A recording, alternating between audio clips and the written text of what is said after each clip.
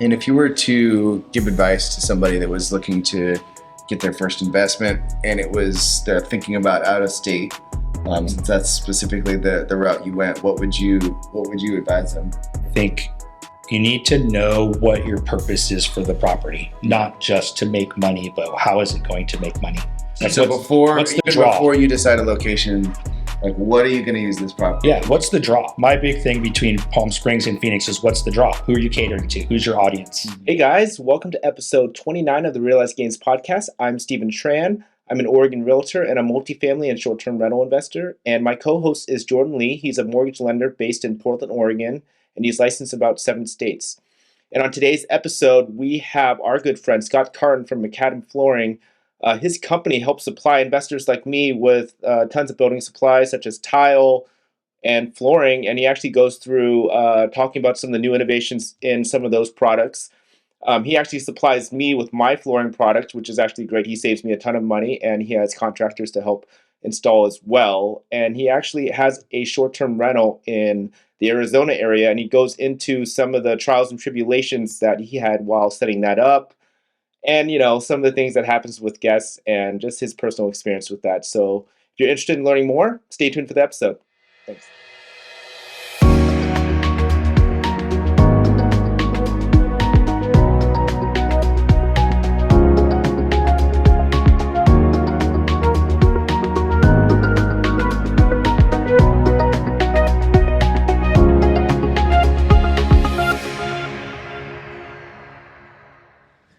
Hey guys, welcome to the Realized Gains podcast. I'm Stephen Tran.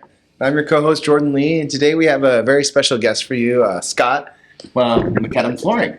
Hey guys, thanks for having me. Yeah, Scott's a great friend of ours. He's a great partner, and he works with a lot of local flippers and investors in town, and also just folks that are remodeling. But before we go too deep into that, Scott, do you mind just giving us a quick, background, what you were doing, where you're from, and how you kind of found your way into this world? Sure. So I grew up in the Puget Sound area up in Washington State. My father was a general contractor most of my life. My mom was an elementary school teacher.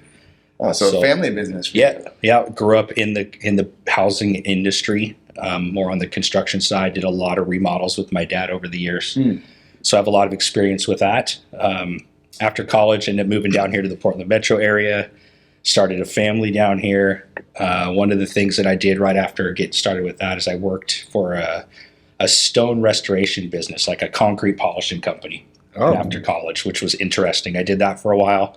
Like on the retail side in homes? Or no, doing the labor. Okay. Actually, like with the concrete polishing, the grinding machines. Producing the products. Yeah. Okay, cool. Yep, absolutely did that for a while. That was a lot of hard work. But then after that, I went and actually sold cars for a while. And that was an interesting experience. That was your first sales job? It was kind of one of the first ones that I had going on there. And I learned a lot about sales and customer service and how important it is to have a lot of integrity when you're selling things to people. A lot of people have a lot of negative energy when it comes to people in the sales position. Sure. Yeah. So I figured out my niche and my way of working through that. And then from there, I started my own company as an entrepreneur and bought into a franchise system where we did stone, tile, and grout restoration work. So I did a lot of grout cleaning, caulking reinstallations, tile installations, polishing of natural stone products. I did that for a decade. And then came across Macadam Flooring Design. They were one of my clients at the time, and I went in and talked to the ownership group and was brave enough to just ask the boss if he was hiring, and they hired me on the spot. So it's been a good fit for me ever since. Oh, nice. Okay.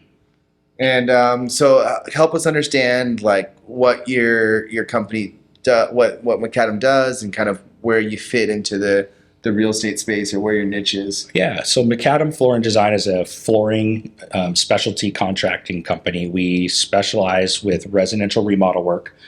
We do a lot of flooring, obviously. We do countertops, backsplashes, tile shower work, carpeting.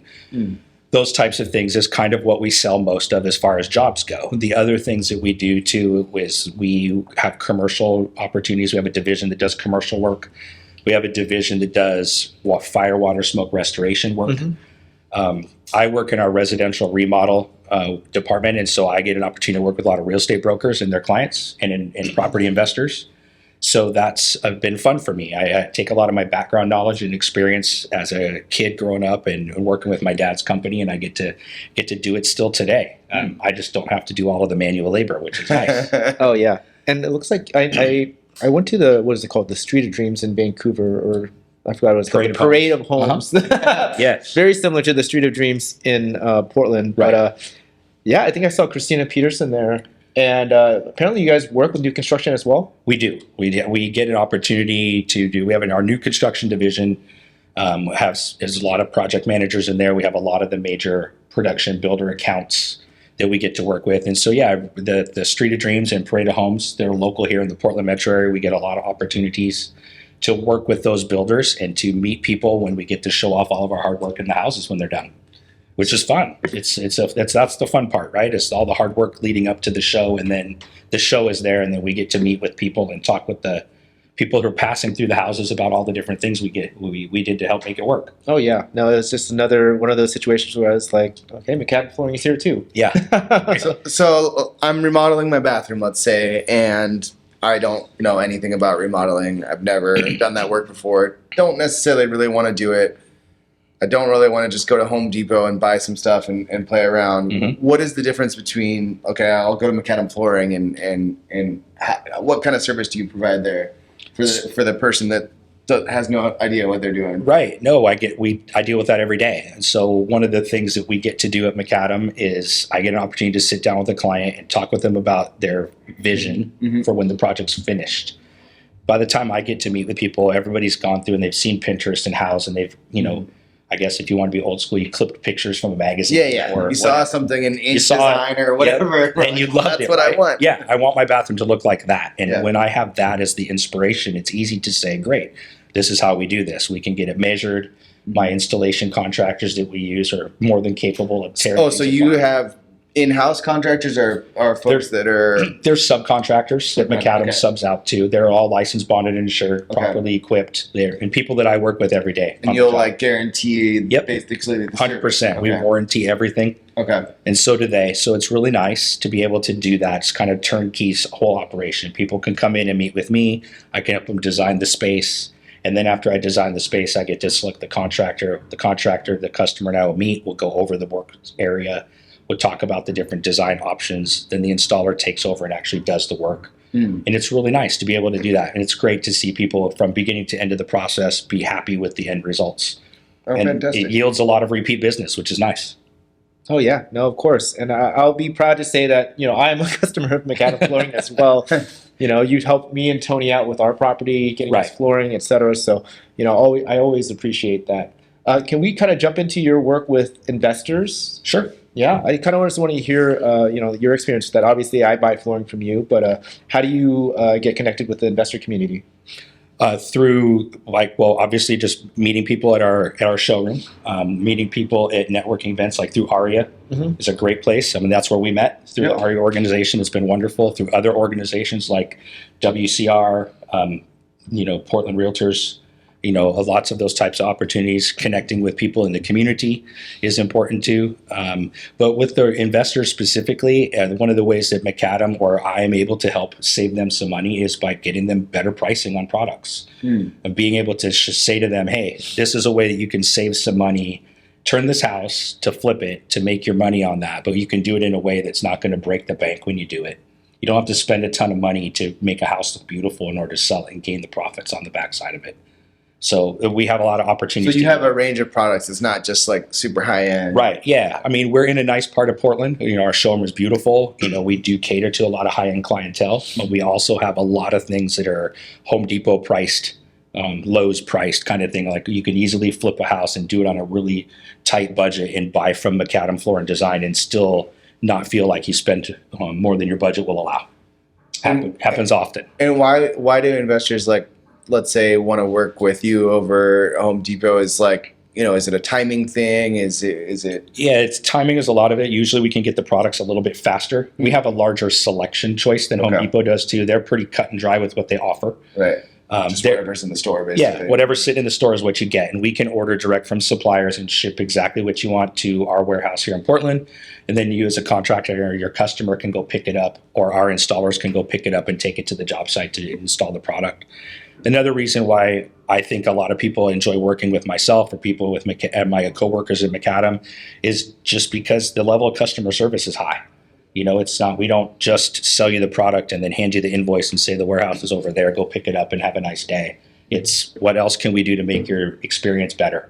What else can we do to make this less stressful for you and take the burden away from all of those other things? So you have a lot of stuff to work about, you know, like Stephen, when you and Tony and I worked together, like the floor was one thing that you guys were like, thank goodness we can just get rid of this part of the stress. And, Oh yeah. and it's done. And because I walked through that house with you, there was a lot of other things besides the floor to be concerned about. Yes. And That's definitely true. And the end results were awesome. Like the project itself, like turned out really, really well. Yeah, no, and that's just one of the things that I appreciate about working with you is that you came through and you basically told us scrape up this bubbled part and we can just lay over it, you know, Right. and that was the part that we thought was going to be the most expensive thing to fix because that made the house unfinanceable. But we literally took a shovel, scraped it up, and we were able to cover over it, and it Right. immediately worked. That was great. Yeah. And obviously, you came through and you measured everything, which Yeah.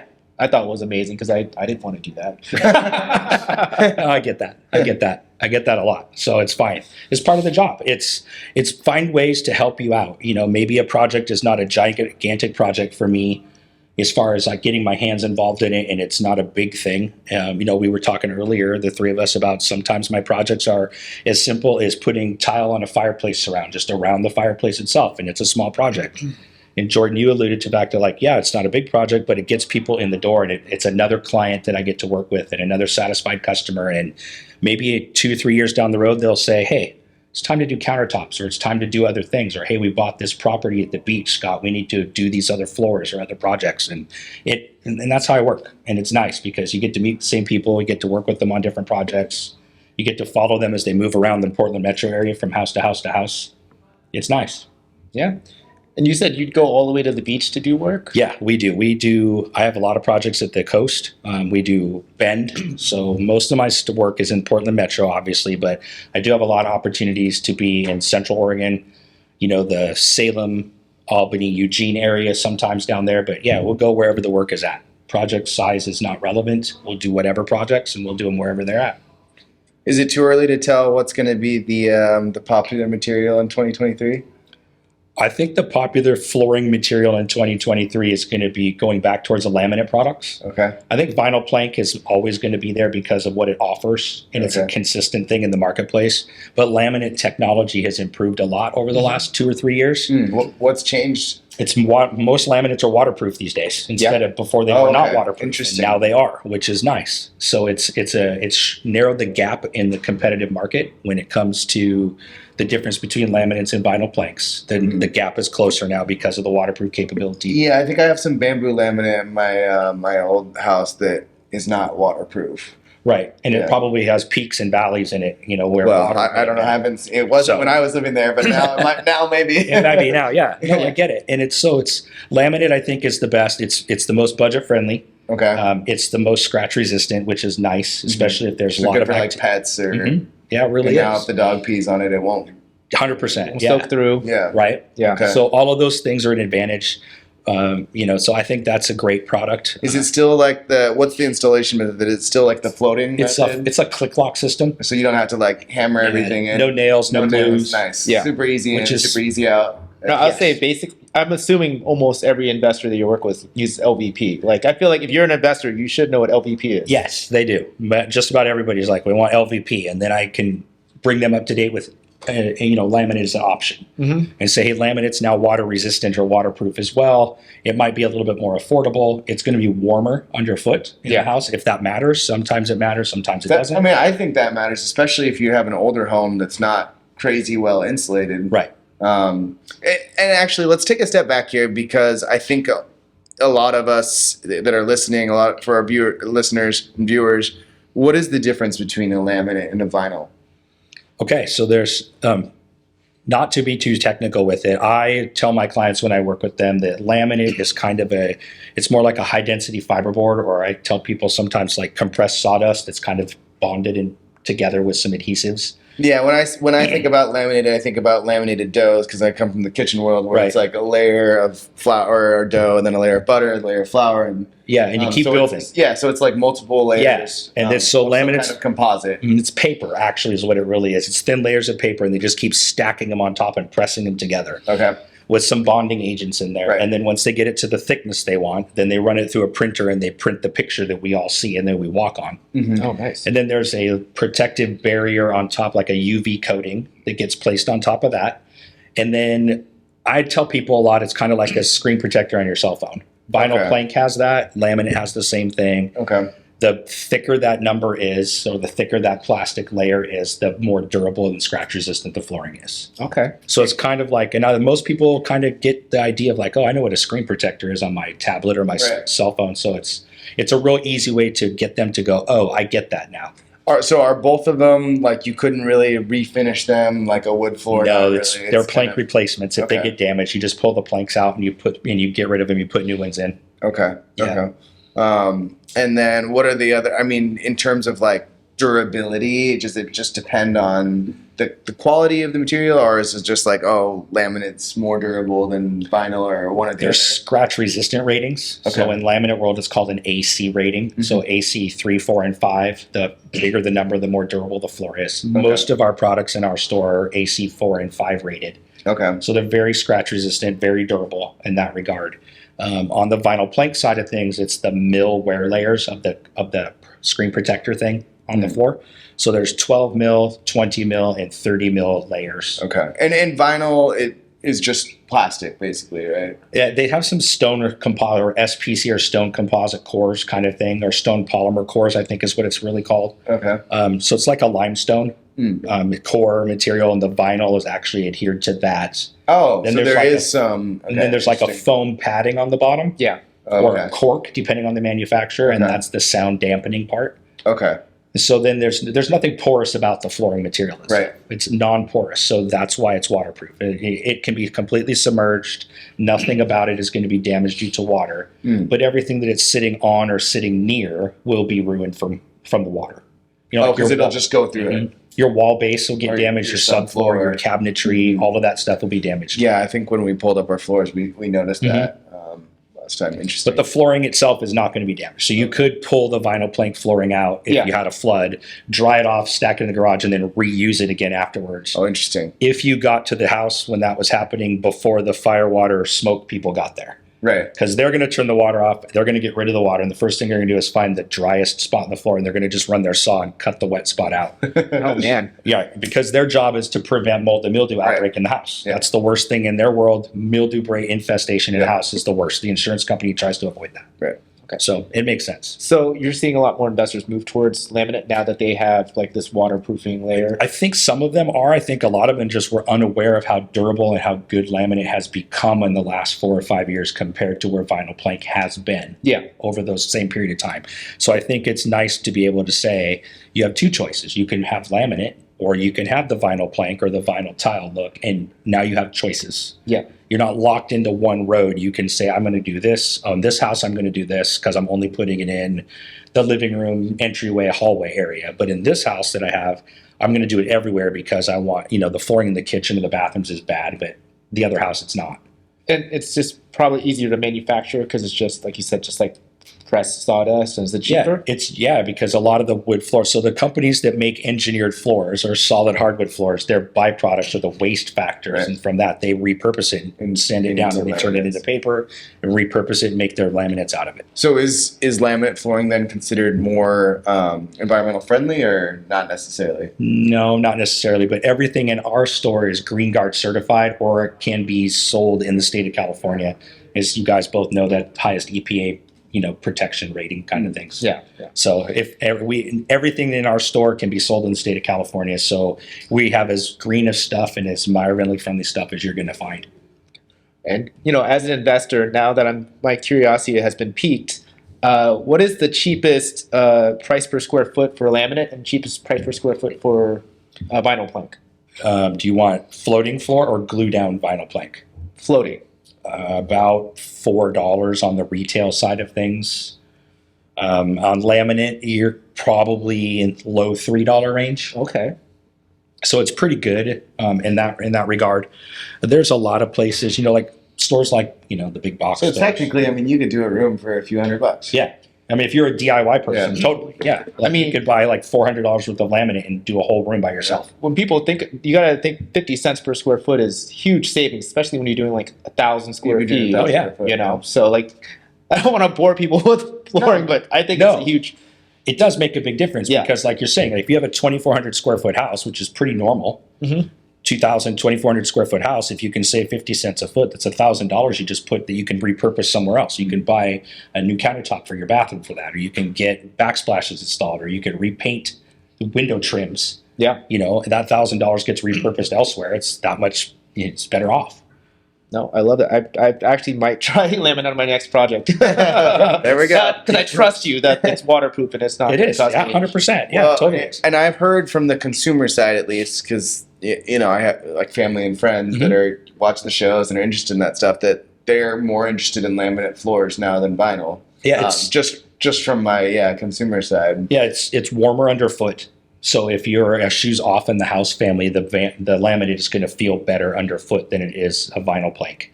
And it's just nice. It looks nice. It's durable. It looks like wood. It has texture and depth to it. It's a good product. Not that vinyl plank is not. It's also a good product. It's just a different genre of flooring, and they both have a place in the market, which is awesome. Great. Oh, it's super interesting information. So pivoting back to the real estate world, you're obviously entrenched in it. You've been entrenched in it forever. How have you used that knowledge in your own personal finance and personal investing? Like, what have you done in the real estate world to? So I'm a novice. I'm a novice. That's very modest. Yeah. I think my experiences with real estate so far have been on a very shallow level, like surface level. Looking forward to getting deeper into it. I mean, have you since your dad and you were remodeling homes, have you bought homes that you've remodeled on your own, or how have you done that? I've done one personally. You've done one. Yeah. And that was like your main home that you moved into, and you just remodeled it while you're About living 20 there? years ago or so. Okay. Did that, and then been bouncing around ever since. But helped out several friends along the ways in doing those types of things. Yeah, I'm looking for my next adventure is going to be to find the property. I think this is everybody's dream, right? So find the crappiest house in the nicest neighborhood and then turn it into a block of gold. Well, that's not everyone's dream. A lot of people think the opposite way because it's a lot of work. Well, that's what I want. I want to find the nice neighborhood and find the house that everybody's like, man, I wish those people would sell and leave because the yard is garbage and the house is falling apart and my property value isn't as high as it should be because of that house. And I want to buy that house, and then I want to make everyone else in the neighborhood jealous of that house. That's my goal. So besides that, for me personally, like a lot of other opportunities that I've had have been to work with other people in their investments to help them save money, whether I do the work myself, whether I help them find and resource those projects out, kind of thing. That's great. Or just share knowledge with them on how to do it on their own. So these days you aren't weekends just I'm not putting in floors. Nope, And I don't do that. I'm not. You've I'm had not. enough of that. you've had I'm enough. not You out put there. in your time out. No, I've But done. don't you have an investment in Arizona or? Yeah, I help out with an Airbnb property down there in Arizona. Okay. And that has been a learning experience.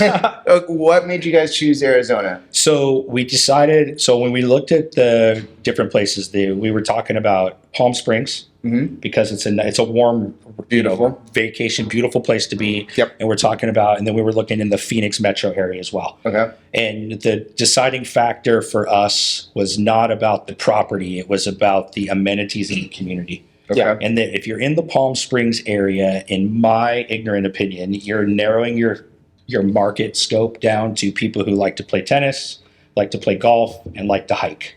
And those are music festivals? what they do. They have music festivals. They have a 420 festival down there too. Not that we need to be promoting that, but they do. Hey, we're in Oregon. It's fine. But those are the things down there. Now, when you flip it around, you go to Phoenix metro area, you have 4 major professional sports franchises. You have world-class golf courses as well. You have concert venues. You have lots of outdoor activities and things. There's just more going on. Same things, but more is It's what just- your and- thinking was. Yeah, it's just more opportunities. The house that we have is central. Well, it's not really central located. It's in Glendale. So it's And north. did you get in before the 30% year-over-year appreciation in Yeah. Phoenix? Yeah. What year? When? And Well, it's about 2 years, going on 2 years. Okay. great. So things were starting to Build like, quickly and crazy we- there. You Mhm. still had to go in a bidding war or not? No, Oh, okay. So you've nope, we did good. And then, so it's about 10 or 15 minutes away from most of the spring training complexes for baseball nice. people. Yeah. The Waste Management Open Golf Tournament is 15 minutes the other direction. Mhm. You know, we just had the Super Bowl in Glendale. We have college football playoffs in Glendale. So it's a major sports hub because of the weather. And are you guys just rented out consistently? Except in the summer is a challenge down there because it's It's 150. 125 degrees. Right. Yeah. Yeah, exactly. You got a pool, right? We do have a pool, which makes 115 degrees more enjoyable. When Yeah, the water's like 112 degrees. No, it's not like that. It's not like that at all. It's no. Just kidding. It's very refreshing to dive into the Yeah, I pool, bet. you know, at that point in time. But it's good, and it's been interesting to have a house, you know, 1,800 miles away Mhm. that you have to maintain, and it's about the successes have been building relationships with people who live there locally. Yep. You know, finding a house cleaning service, Right. finding a pool company to take care of the pool. Yeah, it's pretty landscaping. expensive to maintain a pool, isn't it? Inexpensive is that? Pretty expensive, yeah. It can be when the mechanical side of things goes. Do you have like a pool heater and all that stuff? We have all of the plumbing stuff and everything taken care of, so we have all of that going on. Yeah, and we have someone that comes and takes care of it on a weekly basis. We have a landscaper that comes pretty regularly. We have a house cleaning service, and it's a lot to Right. manage, and you have a lot of trust in those people. You have to find the right people so that you're not being taken advantage of. It would be a whole lot easier to have an investment property in the community you live in. Of course. It's yeah. just for convenience sake, you know, like if the refrigerator breaks down in Arizona, we can't just hop in the car, go to the storage unit, grab another refrigerator and go over there right away. Yeah. We have to call the home warranty company. We have to get other people out there. We have to get our handyman to go do this. It's a lot. Yeah. It's a lot. But it's been fun. We met a lot of really cool people through the short-term rental situation. It's been nice. And do you use it personally sometimes too? Yeah. We Oh, get nice. down there. It's easy for us to get down in the summer. Oh, there you go.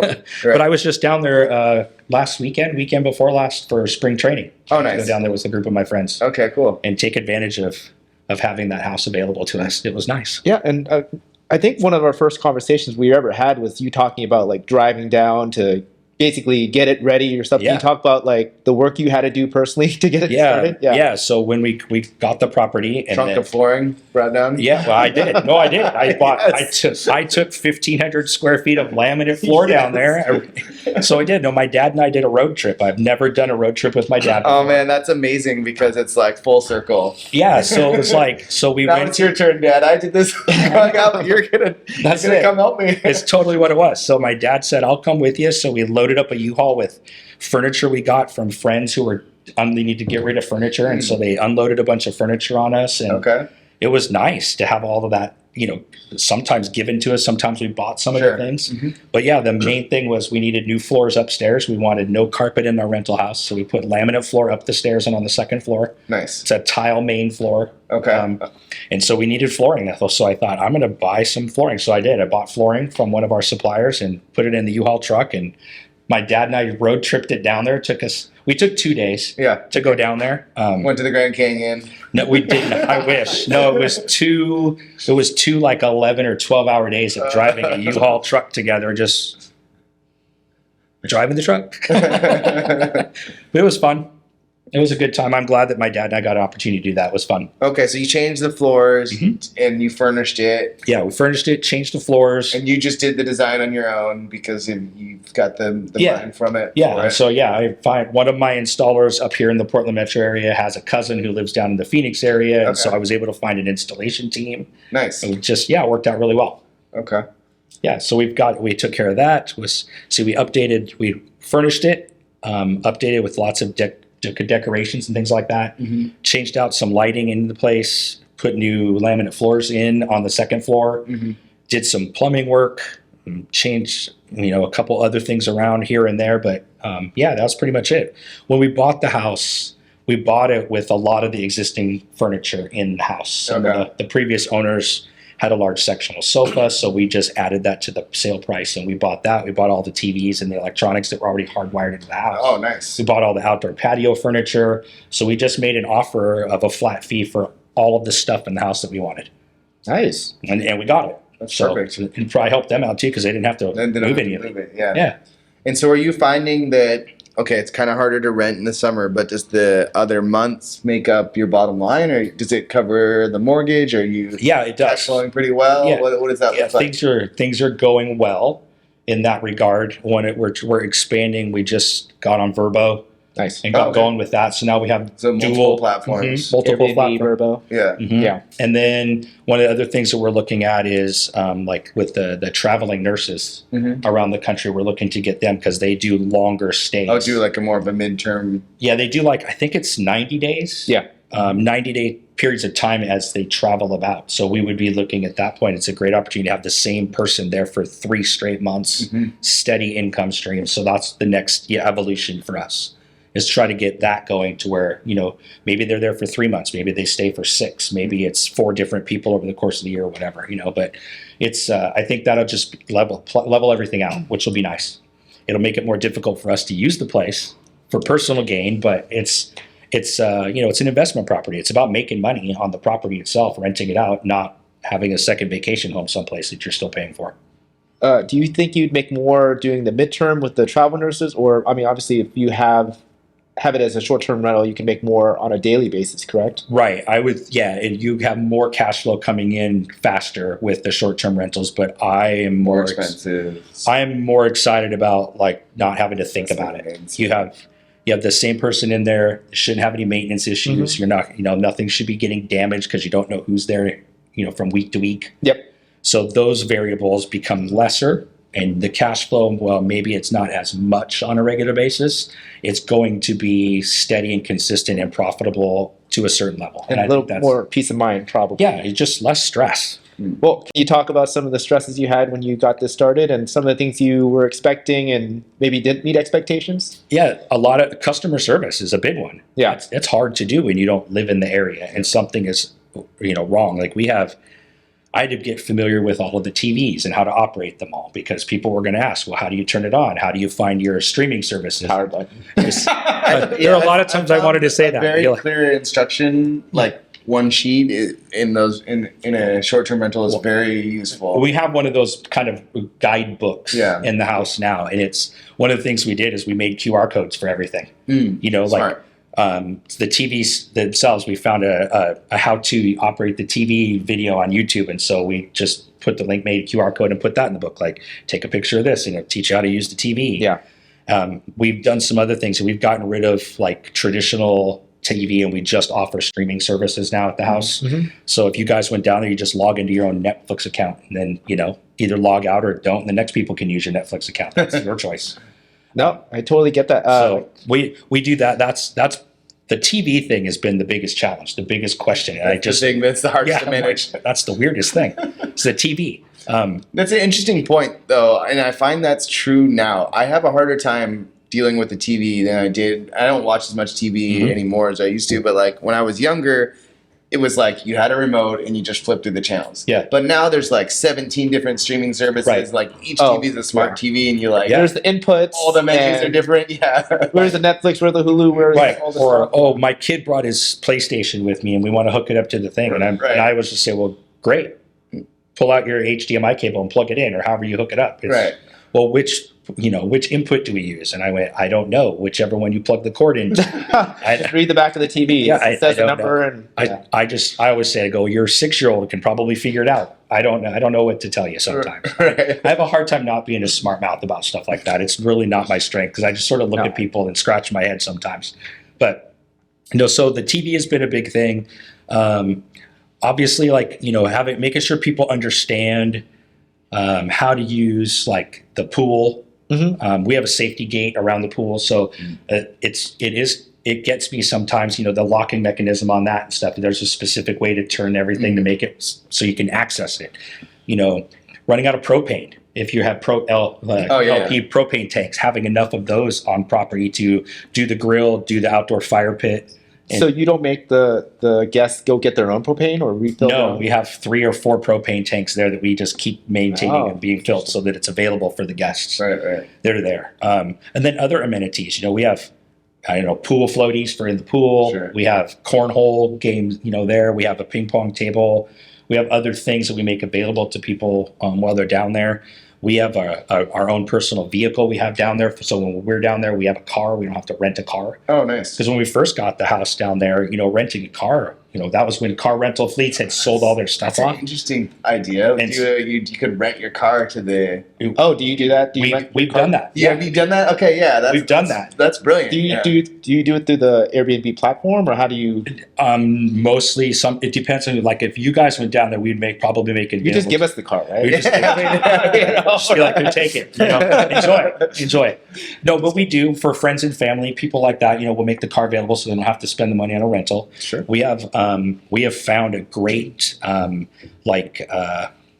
shuttle service, like an executive car driver guy down there in that community, who comes and picks us up at the airport when we fly in, and he takes us to our house, and we make that available to all our guests too, so they don't have to worry about finding an Uber or a Lyft and get all the way there.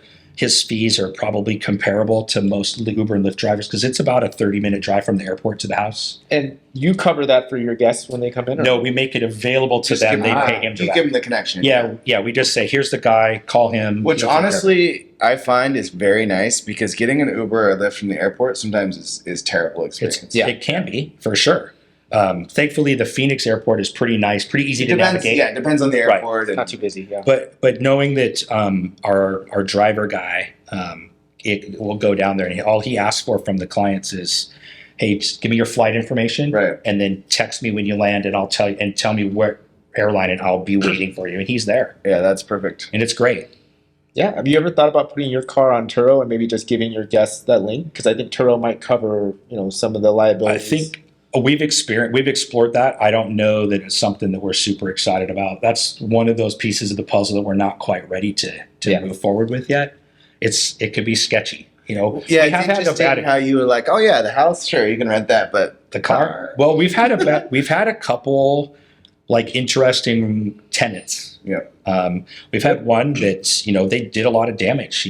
Thousands of dollars worth of damage to the house and the inside, and so we had to work through the short-term rental platforms, like through Airbnb, and we worked with them, and we worked with our insurance company, Yeah. and we worked with other people down in that area to put everything back. But it was not easy to do. You're relying on your crew of people down there, right? Like we relied on our house cleaner to go back to the house and photo document all of the damage. Can you? Yeah, I would love to hear about that because I think that's a lot of people's fear about short-term rentals is that people are going to throw a party and they're going to wreck things. Yeah. Can you talk about that whole process and how that worked out? Yeah, so we documented all the damage. How we knew that there was something wrong is we have a doorbell camera, like a Ring, and we have a security camera on by the garage, and we got notifications that there was activity in the driveway, and so we looked on the app on our phone, and we were there. It's like we saw the Glendale Police Department, Oh. all of them, because I think there's only 7, and they were all at our house. oh geez. We watched a fight between the tenant and a police officer happen on the camera live. Nice. Whoa. And then he was, that all worked itself out, but that was the person that caused all the damage in the house. It ended up being something, police reports were filed, insurance claims were filed. We worked through Airbnb. So it was difficult, being here and not there, and wanting to jump on a flight and get down there, but then realizing well, what's going to change if we get down there? What are we going to do differently than we can do here? Yeah. So that was a challenge, but we got it all put back together. We have an amazing group of people supporting us down there. Friends we know, our housekeeper, the landscaper, our driver guy even pitched in and helped out around. I mean, it's amazing when you have a good community around you of support and how everybody is there to care for each other, and it's really great. And it's been a good experience. Even that negativity was a good experience. Was the guest liable for that damage, and how did that work? To a point they were, but then not through Airbnb. I think Airbnb banned them or shut their account down, Right. but you could just go get a new email Yeah, what address are you and going to start. sue them for Right. $1,000? Yeah, That's you not can't. really how So that works. That's the risk as the owner, right? Is that we're going to let you stay in our house, but we don't necessarily get any kind of ramifications back towards you as the guest at all. I'll say there's like little stuff. Like I had somebody break a cue stick for our pool table, and like I took a picture of it, and then I put the cost of the Yeah. item, and then they were able to cover that. I haven't had anything major happen, so I'm curious about what happens when you have thousands of dollars. We had. Do you take an extra deposit sometimes, or how does that work? So you don't have to give the deposit back. We do have a deposit to rent our Right. place, but Okay. you don't have to give that back. You can keep So it. you can keep, so that can cover some of that. Some of it, but it's Yeah. not much. I mean, It's what's not. $300 or $400 going to cover? Yeah, it's Yeah. not. Like we had the side tables in the primary bedroom. Like one of them was like picked up and thrown on the floor and smashed. Wow. And then in the course of smashing that, like the flooring had holes poked in it, damaged. Because, laminate flooring doesn't hold up to being smashed by heavy things. Sorry. Okay. It's scratch well, resistant, but you can't throw heavy blocks of wood on top of it and not expect some damage. So that was damaged. We had a couple stair treads that were damaged because they threw stuff down the stairs. Jeez. So things like that, when it all adds up, it's probably about $4,000 or $5,000 worth of damage and replacing furniture and things like that to get it all put back together. And The insurance that you carry for the rental, were you able to helped some. help some? Yeah. It wasn't a Then raise huge. your premium. Yeah, exactly. So you kind of have to weigh out the good and the bad, right? Yeah. So yeah, we had to work through that process, and that was a learning curve because we hadn't experienced it before, Right. and now we have, and so that's good. The one thing I would tell you about that for short-term rentals is when you buy something and put it in your house, take a photo of it, keep the receipt for everything, because the short-term rental companies like Airbnb and Vrbo, they're going to say, prove it to you. You're on the hook to prove the value to them. They won't give you full retail value back. They give you like prorated market depreciation value. yeah. So even if you bought a $100 nightstand and could prove it, and it was 6 months ago, they're going to tell you it's only worth $75 now. And so now they're going to give you the $75. Now you're still out $25, Right. and you're just like, this is messed up. Those assholes. But to their point, like, could you sell that used for $100? No. No, you can't. So, and I get it. I mean, they have to protect themselves too. Yeah. I get that. So that's something I would say, document everything. Yeah. We have since gone through and literally video documented the whole house. Yeah. As everything is. Like we get it all put together. House cleaner goes in and she does her thing and makes it beautiful and clean and perfect. And then she went through and shot video of every room in the house. She took pictures of all of the furniture, artwork, all the dishes, like everything in the house. We've, there are things you can put in place, like, if there's damage to this and damage to that, like you said, for a pool cue, you'd say, hey, broken pool cue, it's going to cost you $25. This is going to cost you $10. This is, and then you're nickel and diming everybody to death. And it is what it is. But as a guest, I've been asked to pay for something that was broken. I didn't break it. It was there when I got there, and it was broken That's when I got what they there. always say. Right. I know. So it is what it is. I think it's part of the risk that the people who are staying in your property assume that they might get put on the hook for stuff. Yeah. And as the person who owns the house, you have to assume that there's going to be things that I can't prove, and I'm just stuck dealing with it. Yeah. Well, I'll say this about short-term rentals versus long-term rentals because I have both. I mean, obviously with long-term rentals, you're waiting for them to pay rent, and sometimes they don't pay rent. And the nice thing about short-term rentals is they pay up front, Right. which is always good. So, and if they do cause damage, like at least you have that money Yeah. now, and they're not just they can squat, but Right. Yeah. they don't usually. Exactly. Or they haven't yet. And you have more rights to remove them. Yes, You do, exactly. yeah. Those short-term platforms, you do have legal rights when their contracted term that they paid for is up. It's up, and if they don't leave, now you. I mean, they don't have a lease; they don't have a contract. That's right. Like, You can at that point, if you had to, you can get law enforcement involved, and they can just say, "Get out." Yeah. I mean, we haven't had to have that happen yet, thank God. Me neither. So, But and we're not I, experts on that yet. and I don't want to know how that all works out at all. So we're thankful that we have. A lot of really great people staying there. We've had a lot of really cool interactions with our people who have been guests there. Several of them, because we don't allow parties. It says that in our advertisement. Yep. Thing on there. And one couple came from Wisconsin because their extended family was getting married in the Glendale area. And they said, it says no parties on there, but we wanted to know if the bridal shower could be at the house. And it's just going to be 6 of us. And they asked, and it was like awesome. And then they took pictures and they shared the pictures with us. It was really cool Yeah. to have that interaction with the guests and be able to be a part of, a family memory kind of a thing like that. Totally. And it's really great. I enjoy it. And I think it's been it's a positive thing. The challenge is the distance between us and the house. Yeah. That's the challenge. But it is it's great. I think it's good. I'm hopeful that in the next year or two we can add another one down there. I think it's worth having. I think the area in the Phoenix metro area is definitely worth having multiple investment properties, whether it's long-term or short-term rentals. I think it's a great place. And since you already have the infrastructure there, you're thinking you would add another. And would you do short term again? Probably, yeah. Because you like the way. Yeah, and I think I think that I would be excited about possibility of like a condo, like in a condo building versus a separate house. Only because, and I don't have to worry about the pool maintenance or landscaping maintenance. HOA takes care of all the actual building stuff, and I think it would be. There's a different segment of that short-term rental market where I think it would be very valuable and could easily turn a nice profit. Have you looked at any restrictions down there? Because I know condos and they have HOAs that might not allow. Yeah, that's where having a good realtor is going to be helpful because they'll be able to figure that out. Yeah. So, that's what we relied on when we bought that current house, is the real estate broker down there being able to say, for us to say, our intention is this. You need to find us a neighborhood where HOAs don't restrict short-term rental. Because I know that there's other places, like anything around a Disney or a theme park, that's taboo. Or Multnomah County. Right. Yeah. Well, everything's bad in there, right? Yeah. Well, no, it's interesting. I mean, we haven't interviewed anyone on the show yet that's been interested in building a condo portfolio, and most of us here are pretty adverse to HOA fees and HOA restrictions and covenants. But I do know investors that only want condos for the reasons that you mentioned. Right. Ease of maintenance. Well, the pool guy, I think, is $150 or $200 a month. Wow. Let's just say, and landscapers are like another $150 a month. When you add up all of those things, That's a pretty expensive HOA all of a sudden. You have an HOA fee covered, and it's done for that type of stuff. And a lot of the condo complexes there, and here, and probably every major area that has a substantial condo community, most of those places have a pool. It's a community pool, but it's still a pool. Yeah. Yeah, I notice in a lot of neighborhoods in like San Diego, they'll have a neighborhood with like 3 or 4 pools, and living in the neighborhood, you pay an HOA, but it's like usually $200 or less.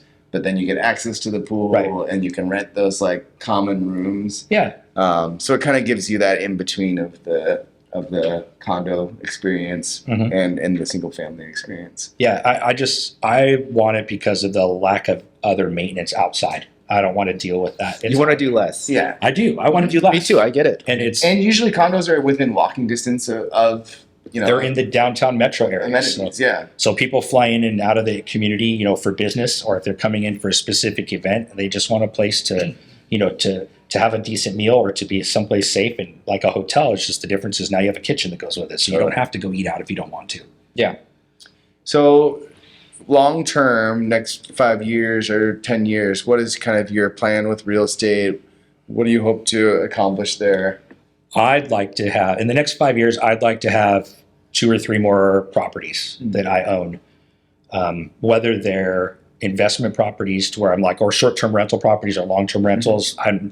That is what it is. And would that be, you feel like once you get to that point, you're pretty much, you could retire or you not have to worry about working as maybe much? On paper I can retire. I can't sit still. From a financial perspective, you feel like... I think I would have a little bit more financial... I wouldn't need to stress out as much financially, which is going to be nice. But I think I will always be doing something. And especially when it comes to houses, I just have a skill set that's unique to those types of things. I can do most of the work myself.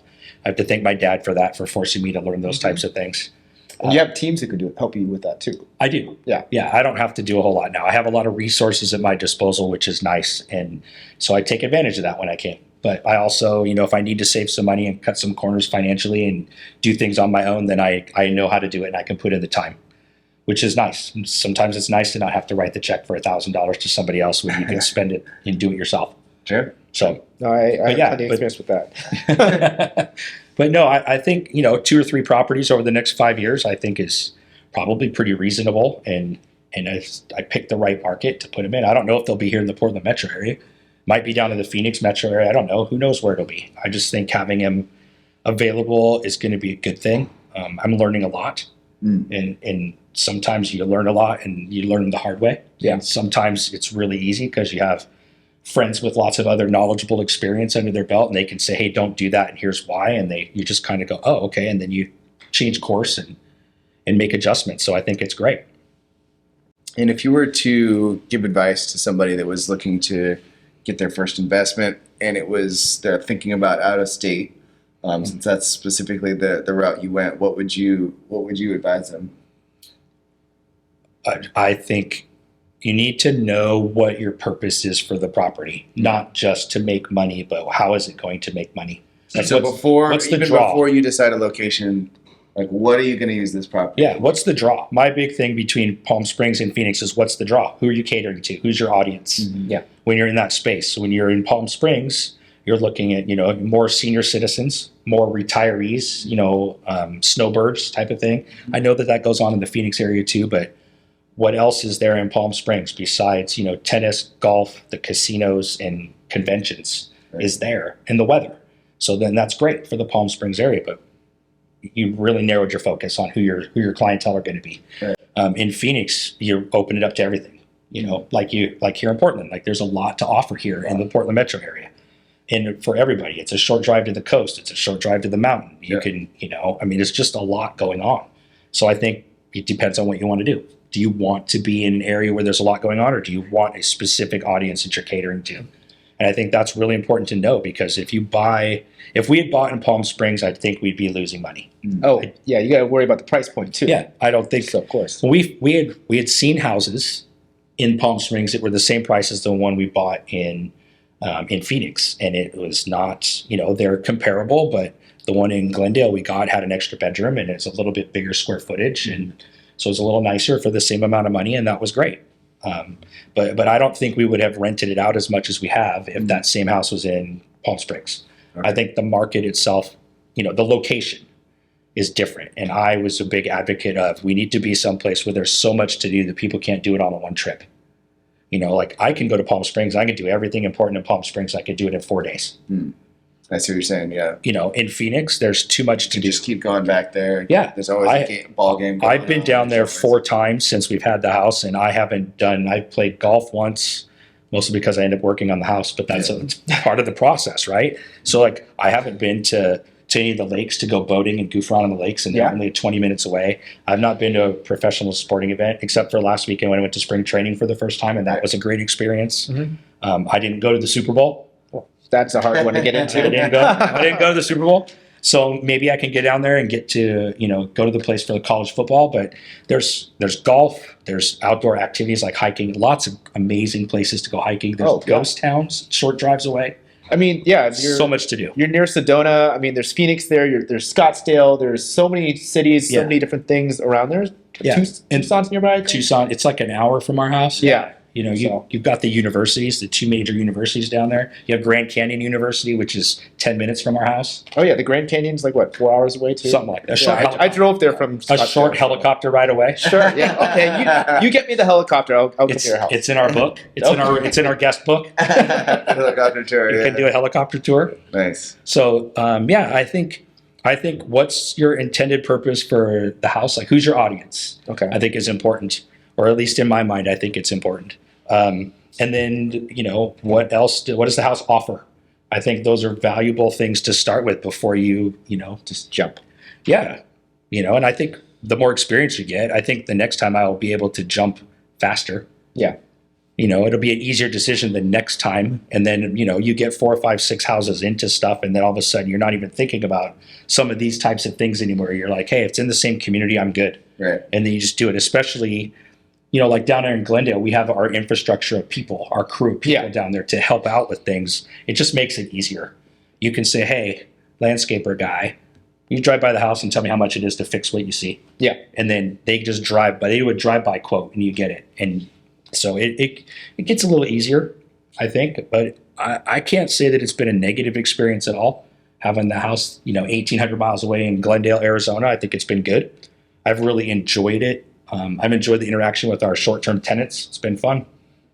Great. Yeah. No, and I would say that, obviously you're not going to learn unless you get started. I mean, everybody wants to do all the research and know everything ahead of time. Right. You're just not going to know that somebody's going to trash your home, and how do you deal with it? Yeah. And I think one of the biggest struggles for us has been being able to remove the emotion out of ownership. Mm-hmm. It's not our house. It's an investment property. It's supposed to make us money. Don't take it personal when someone smashes your end table into the floor and ruins the floor. You can't be personal. I'll take that person. I don't know. I have investments, but somebody's gonna like damage. Yeah, you get angry about it. You're like, dang it. It's like, what are you supposed to do? But it's, I just, Business. I don't know. I mean, if you go WWE off the stairwell and smash stuff, I don't know. I just look at Cost it. of doing business. That's how I look at it. It's not my home. It's an investment property. And as long as I stay in that mental space, you just deal with the damage when it happens. Of course. And it is a marathon. It's not a sprint. That's for sure. Yeah. And then almost going on nearly 2 years we've had the place. We've had one negative verbal interaction with the guest. We've had one physical property damage experience with the guest. And we've had dozens upon dozens of amazing experiences with a lot of really cool people from around the world that have stayed at our house. It's awesome. I love So, that. Yeah. Excellent. So, the negative things can be counted on one hand so far in just almost 2 years. And that's a good thing. Yeah. So No, I love that. I'm pretty positive about it. I like it. I think the future is going to be good. Let's keep building. I'm ready. So awesome. Let's do it. Yeah. I'm excited. Well, Scott, if people are looking to get a hold of you, how can they find you? You can find me working at McAdam Floor and Design down on McAdam Avenue in Portland. You can reach me via email. Do you want me to tell them what my email address is? Sure. Okay. I'd show you a QR code, but I don't have one in my hand. Sorry about that. So you could call me on my cell phone. It's 503-758-8901. You could reach out to me directly through McAdam's front office. That's 503-246-9800. Or you can shoot me an email or a text. My email address is scarden, C-A-R-D-E-N, @McAdam, and then CPT for carpet.com. It's my email address. I don't know. I'm on Twitter, Facebook, Instagram. We'll get you on Twitter. We'll get you on Twitter. Yeah, I'm there. Let's do it. Thanks so much, Scott. Yeah, Thanks, really guys. appreciate Appreciate it, guys, a lot. Yeah. Thank you. Thanks for sharing your knowledge.